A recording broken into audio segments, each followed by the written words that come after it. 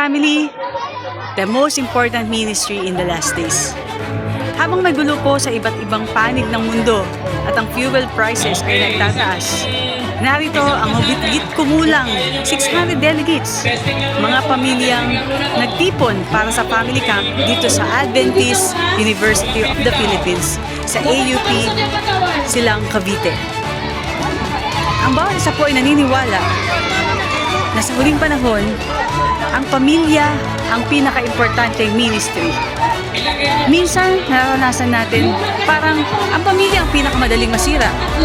May misunderstanding, mga distances, busy schedules na nakakapagpahina ng ating relasyon sa isa't isa. Pero sabi sa Joshua 24:15, "As for me and my house, we will serve the Lord." Hindi lang ito personal decision, family decision ito. Habang papalapit ang katapusan, mas lalong tinatarget ni Satan ang pamilya because he knows that even one family can be united for Christ at kayang magliwanag ng buong mundo.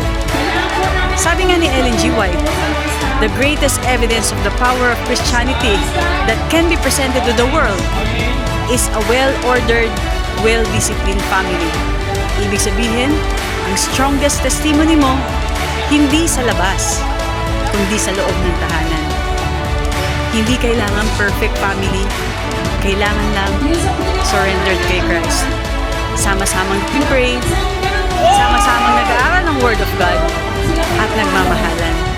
Starting today, kahit simpleng family, magkaroon tayo ng family worship because in the last days, your family might be the light that brings others to Christ.